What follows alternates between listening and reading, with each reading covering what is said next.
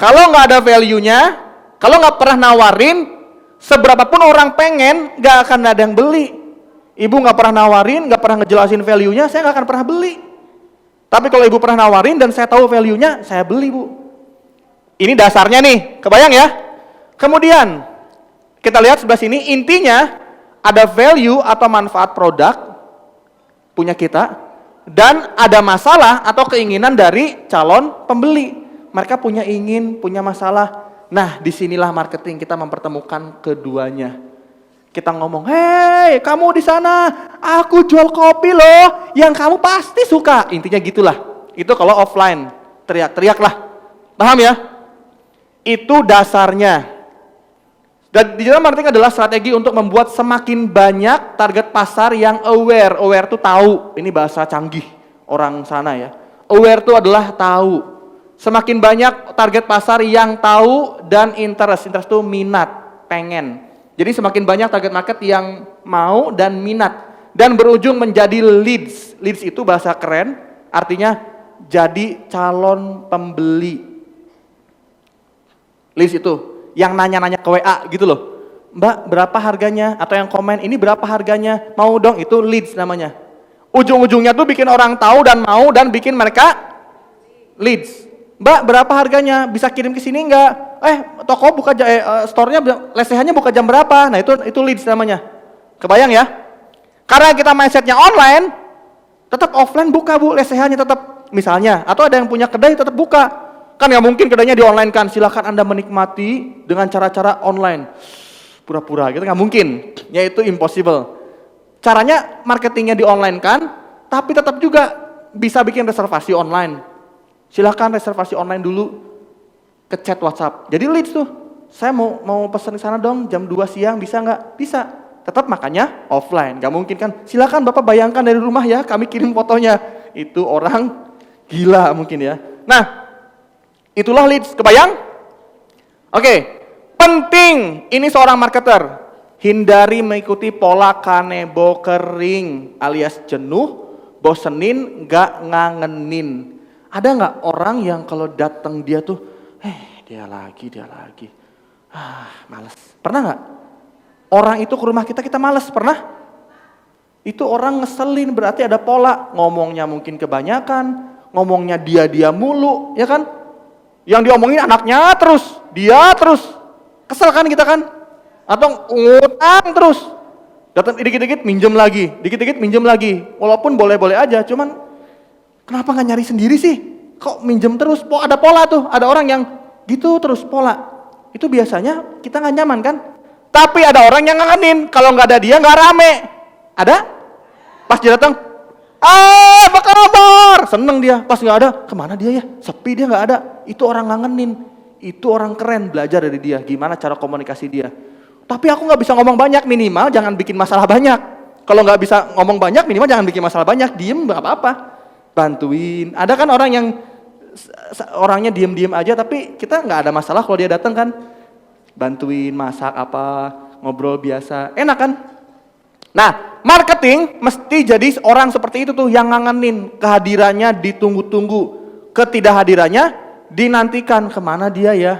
Kita mesti gitu. Jangan kayak kanebo, udah kaku banget nih, kering banget, kontennya gitu aja, nggak ada perubahan, nggak ada desain yang bagus gitu aja, jualan mulu. Tolong tulis ya, orang nggak ada yang peduli dengan produk kita satupun. Tulis, tidak pernah ada orang yang peduli dengan bisnis kita, nggak pernah. Semuanya, saya berani bilang gitu, nggak ada yang peduli. Kita di sini peduli itu untuk bantu, bukan peduli dengan produknya sebenarnya, untuk bantu. Tapi nggak ada pernah mau sukses, ya itu mah lu, bangkrut, ya itu mah lu, orang masing-masing ya. Nggak ada yang pernah kok kalau tahu orang itu nggak peduli, kita ayo beli Bu, apa sih kamu, kan gitu kan? Orang nggak peduli, tapi orang itu punya keinginan, punya urusannya sendiri. Memang orang nggak peduli sama kita, tapi mereka punya keinginan. Kalau produk kita bisa temu dengan keinginannya dia, maka dia akan datang sendiri. Atau kalaupun kita nawarin, mau dong, kebayang? Nangkap nggak sampai sini? Jadi kita sebagai marketer, ketika kita jualan produk, marketing itu menyentuh sisi manusia, bukan sisi produknya. Produknya harus clear dulu, harus bagus dulu. Dan saya mendengar dari para mentor, produknya, dari para coach, produknya udah bagus-bagus, enak-enak. Saya dengar itu, wah ini kabar baik. Berarti sekarang tinggal mikirin manusia yang belinya nih, mereka ini siapa, sukanya apa, pengennya apa, mereka ini kalau senengnya diapain nih, kita bikin. Contohnya kayak tadi, ini alur digital marketing level 1. Alurnya gini nih, pertama mereka aware tuh tahu. Oke.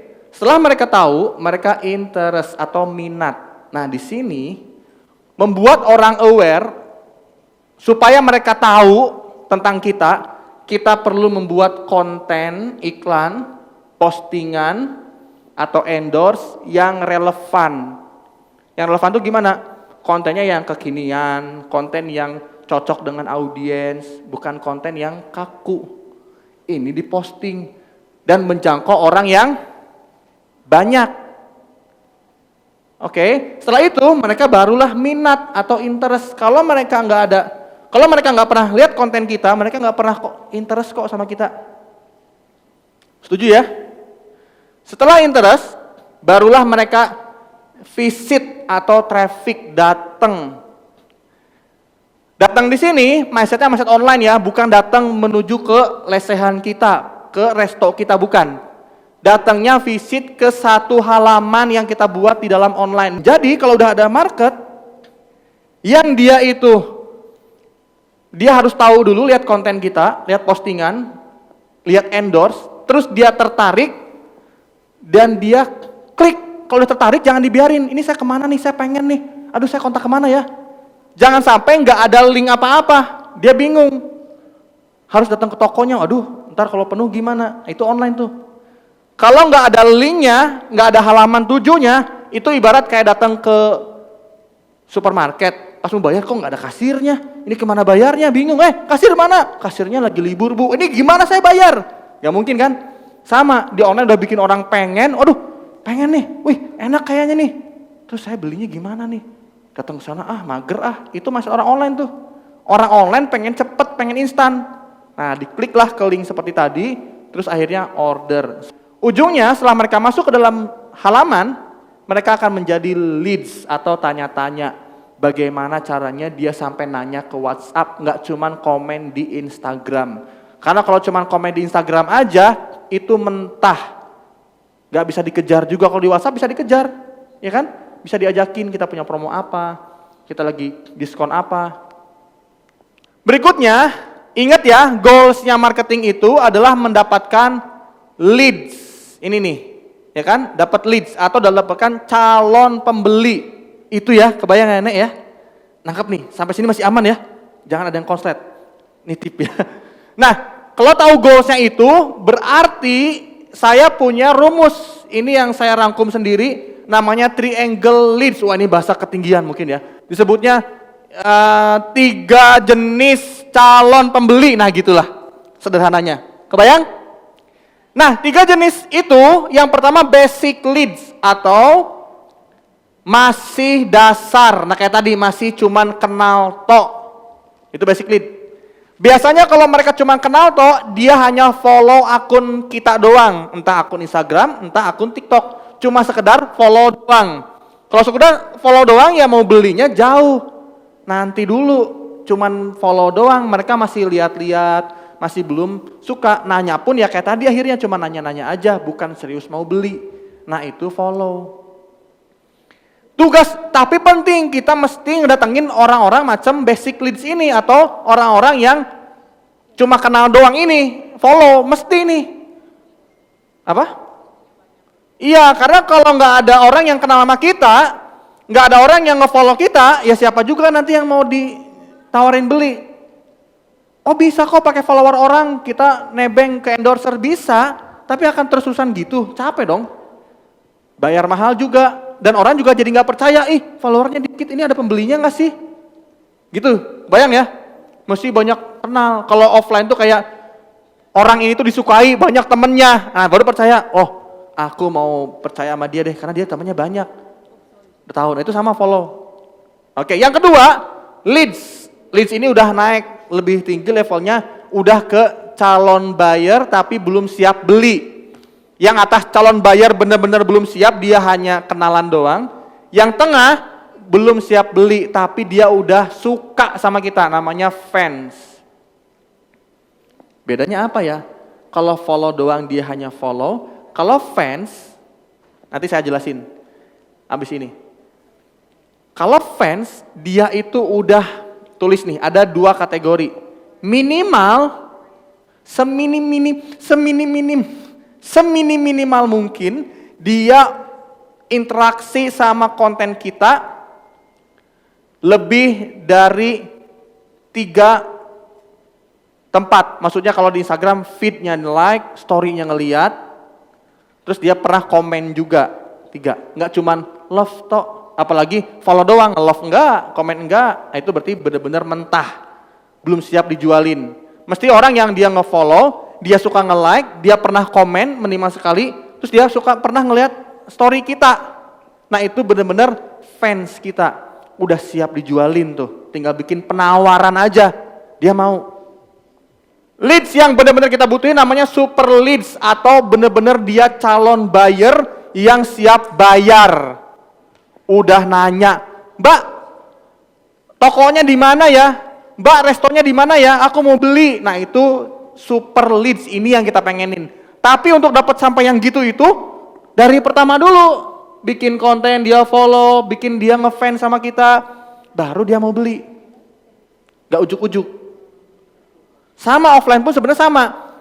Bikin dia lewat, kan traffic tuh ngelewat, ngeliat, apa nih? Ngelewat, lihat lagi, masih follow doang. Tapi begitu ngelewat lagi, oh rame apa nih? Mulai tuh dia, lihat-lihat, nanya-nanya, mulai ngefans. Mulai tuh datang masuk ke sana, lihat menunya. Oke deh, mau mutusin mau beli, sama aja. Cuman ini versi online.